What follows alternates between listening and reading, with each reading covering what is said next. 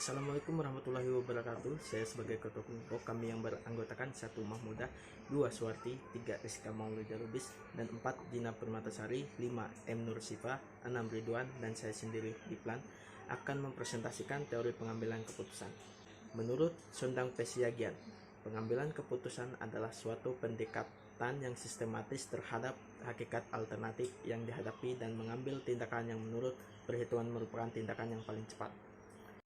Latar belakang pengambilan keputusan dengan memperhatikan organisasi, perorangan, dan kelompok perorangan yang terlibat dalam proses pengambilan keputusan dinyatakan dalam teori sistem.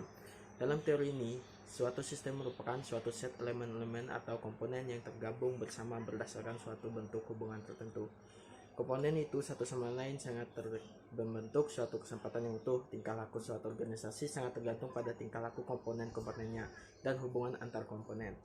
Sebagai contoh, suatu perusahaan sebagai suatu organisasi yang akan mencapai tujuan. Misalnya, jumlah penjualan maksimum given. Setiap pimpinan atau sub harus mengambil keputusan tersebut. Informasi utama yang diperlukan adalah besarnya jumlah permintaan produk yang diproduksi berdasarkan jumlah penjualan. Poin berikutnya akan dijelaskan oleh teman saya. Dipersilakan.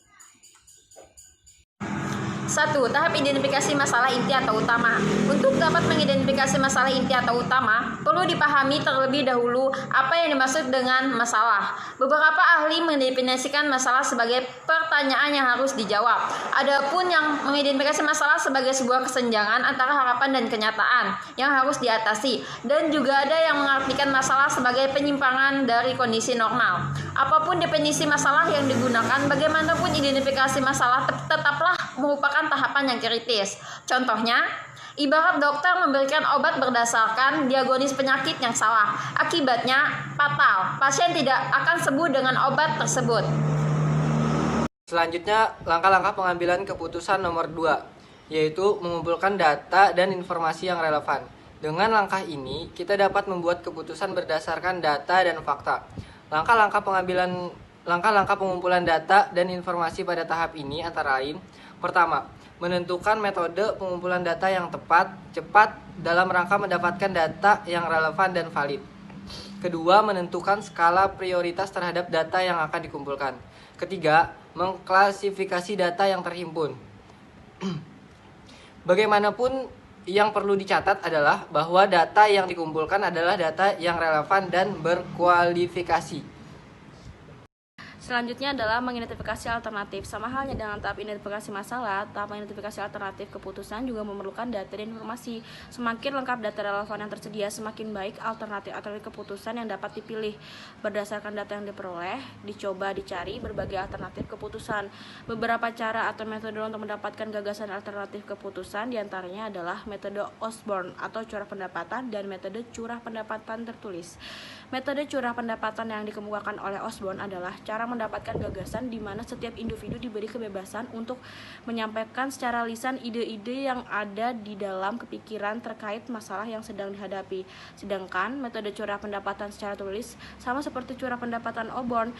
Bedanya pada penyampaian. Setelah alternatif keputusan didapat, selanjutnya dilakukan pengujian terhadap setiap alternatif untuk mendapatkan beberapa alternatif yang terbaik dan yang paling mungkin dilakukan. Dalam tahap penentuan alternatif, terdapat setidaknya ada 2 langkah yang harus dilakukan untuk mendapatkan alternatif keputusan yang efektif. Yang pertama ada langkah pemetaan alternatif yang dilakukan untuk mendapatkan berbagai kemungkinan alternatif keputusan. Sedangkan yang kedua adalah langkah penilaian alternatif yang dimana setiap alternatif dinilai plus minusnya.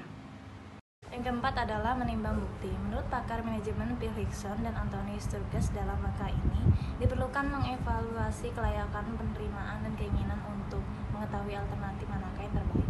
Pengambil keputusan baik itu manajer atau eksekutif atau pelaku usaha harus mampu mempertimbangkan pro dan kontra, kemudian memilih opsi yang memiliki peluang keberhasilan tinggi. Mencari opini kedua yang dipercaya mampu memberikan perspektif baru terhadap permasalahan juga mungkin akan sangat membantu.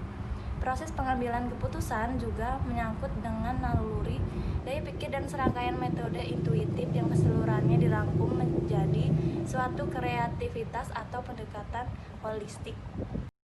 5. Pemilihan alternatif terbaik. Dalam menentukan satu alternatif terbaik, ada beberapa aspek yang perlu diperhatikan antara lain 1. Tingkat risiko. 2. Tenaga dan pikiran yang dibutuhkan. 3. Jumlah dan kualitas sumber daya manusia yang dibutuhkan. 4. Waktu. Bila dua alternatif memiliki kualitas yang sama, maka dipilih alternatif yang memiliki jangkauan waktu yang lebih luas. 5. Aspek ekonomi, artinya memilih alternatif yang memiliki dampak ekonomi yang paling menguntungkan.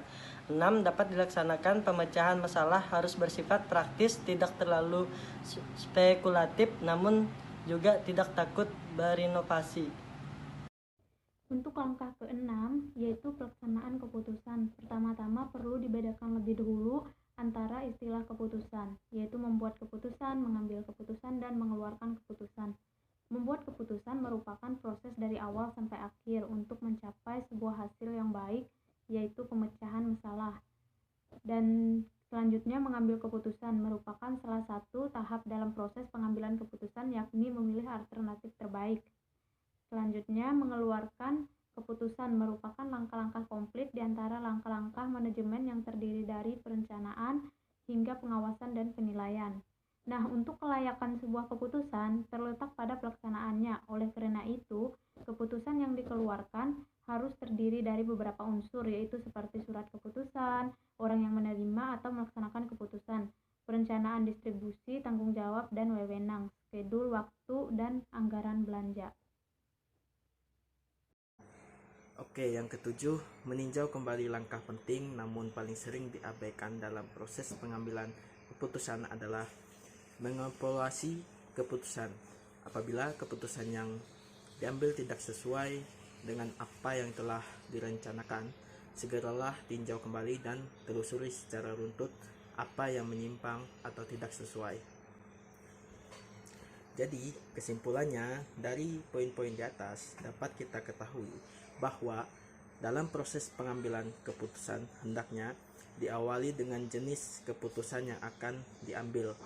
Setelah kita mengetahui jenisnya, barulah kita tentukan langkah pengambilan keputusan yang meliputi proses identifikasi, penetapan parameter, alternatif, kriteria, serta mengevaluasi hasilnya, sehingga pada akhirnya terciptalah sebuah keputusan yang adil dan menguntungkan bagi kedua belah pihak.